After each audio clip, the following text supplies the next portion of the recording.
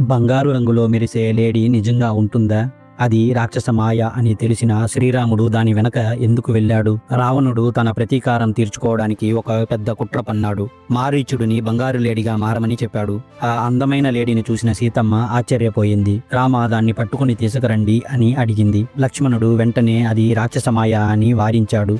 కానీ రాముడు అది మాయ అని తెలిసినా కూడా వెళ్ళాడు. ఎందుకంటే అతనికి తెలుసు ఇక్కడి నుంచే రావణుడి అంతం ప్రారంభమవుతుందని. రాముడు బాణం వదిలిన వెంటనే మారీచుడు హా సీత, హా లక్ష్మణ అని అరిచాడు. ఆ ఒక అరుపు లక్ష్మణుడిని బయటికి పంపింది. లక్ష్మణుడు అడవికి వెళ్తూ సీతమ్మ రక్షణ కోసం ఒక గీత గీశాడు. అది సాధారణ గీత కాదు, దివ్యమైన రక్షణ కవచం. రావణుడు సన్యాసి వేషంలో వచ్చినాడు, కానీ ఆ గీతను అతను దాటలేకపోయాడు. అందుకే మాయమాటలతో ఇలా అన్నాడు, భిక్షను బయటకు వచ్చి వేయాలి, అదే ధర్మం అని. ధర్మాన్ని కాపాడాలనే ఉద్దేశంతో సీతమ్మ ఆ రేఖను దాటిన క్షణం రావణుడు తన అసలు రూపం చూపించాడు.